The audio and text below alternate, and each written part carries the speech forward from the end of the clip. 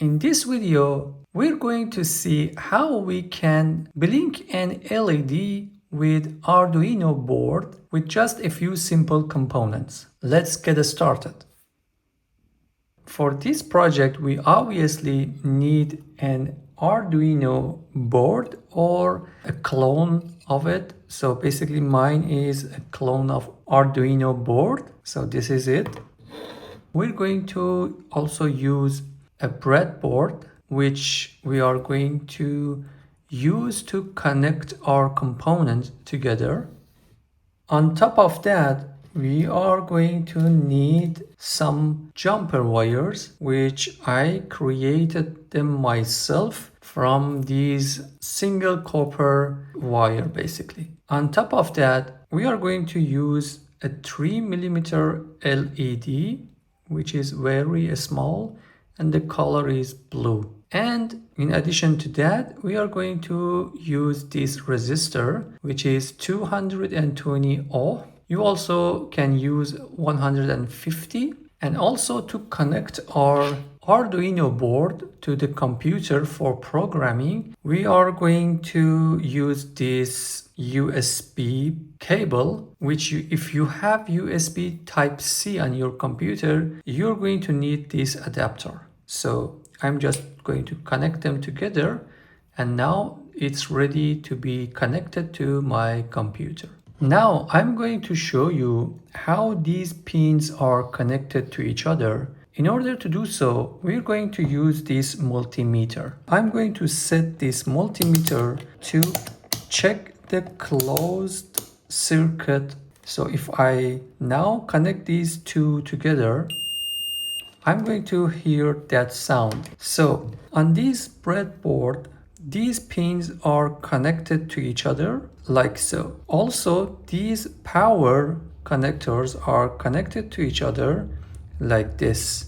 So basically, if I'm going to test that, I will need two jumper wire. I'm connect these to number 50, for example, to this one. And I also connect these to one of these 4.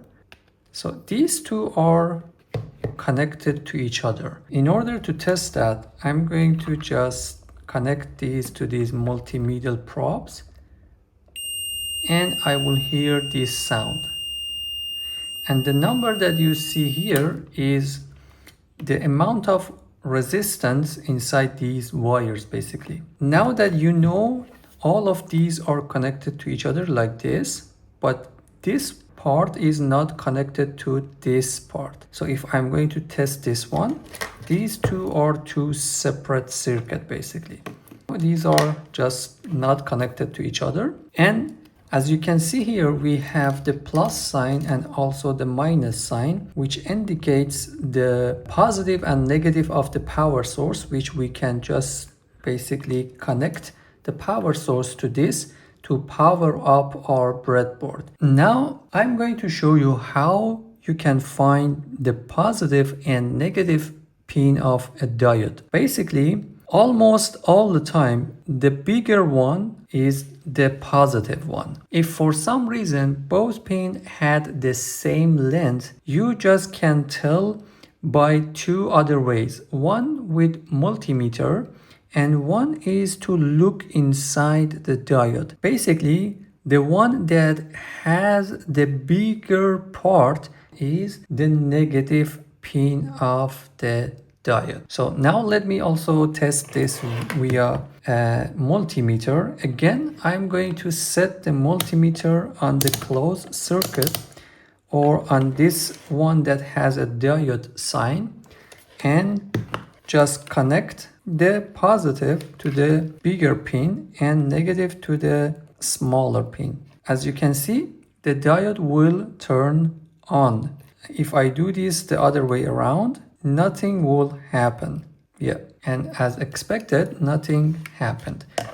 So now that we know which pin is positive and which pin is negative, I'm going to just use this resistor to connect it to the positive sign of the LED. I'm going to just connect this from the positive sign. Let's just use this part of the board, A and number 5, like this, and from this positive one to exact connection on the board and to this one. All right, so this is our positive circuit and this is our negative circuit. So in order to indicate that, I'm going to just use this white wire so we know that this is the negative one. And I can just also connect this to this one. Now, the way that we connected our board is like we can just use this positive and negative as our diode positive and negative pins, but with resistor in between to not damage the LED. Now it's time to connect our Arduino. As you can tell, there are a lot of pins inside this board which we can use for a lot of different things. But in this video, we are just going to use pin number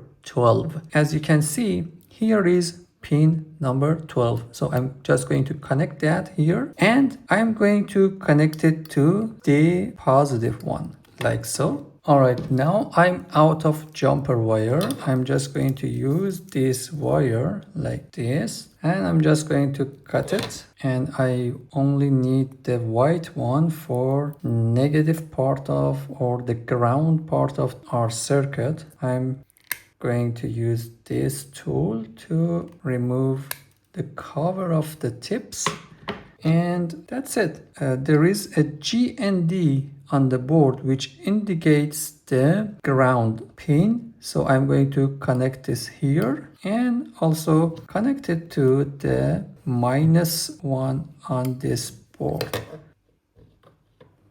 Congratulations, now we have our circuit. Now the next step is to connect our USB connector to the Arduino board, and this goes to my computer. Now, the next step is to come to the Arduino website and download the software based on your computer. I'm going to just click on download from here and install the software. After you download the software, you will see software like this. If you go from here, you can see that I have no board connected to the computer, but I can just change that. I can just come here and connect my board to the computer, like so. All right, now my board has been connected to the computer. If I come here, I can see that it can recognize Arduino Uno board. So I can just use this. Then I can just start coding and programming my Arduino board. By the way, you can zoom in and zoom out with command or control, minus and plus keys on the keyboard basically. We can see two parts of code here. I'm not going to go into details, but just for you to know, here everything you put here, it will just be run once. And everything you put here, it will just go into a loop and will be run repeatedly. Now that we know which one to use, we just use the setup function for setting up our pins. I can just come here and say pin mode, we set pin 12 to output. Do not forget to put semicolon. And now inside this loop, I would say digitalWrite pin number 12 should be high. And if I just say semicolon here, and let's just click the upload and see what's going to happen. Wow, as you can see, I have now turned on my LED which was connected to pin number 12. Now let's say add a delay of 1000 milliseconds, and then again I want to override or again digitalWrite pin number 12 to low, and then again a delay of 1000 milliseconds.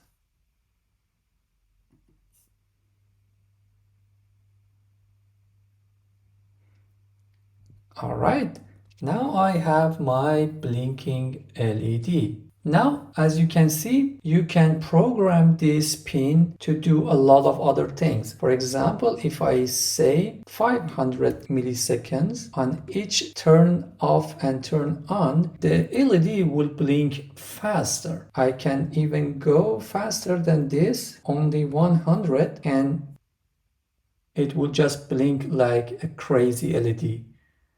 All right, I hope you guys liked this video. If you like this type of content, please give a thumbs up and also subscribe to the channel. Thank you. See you on the next one.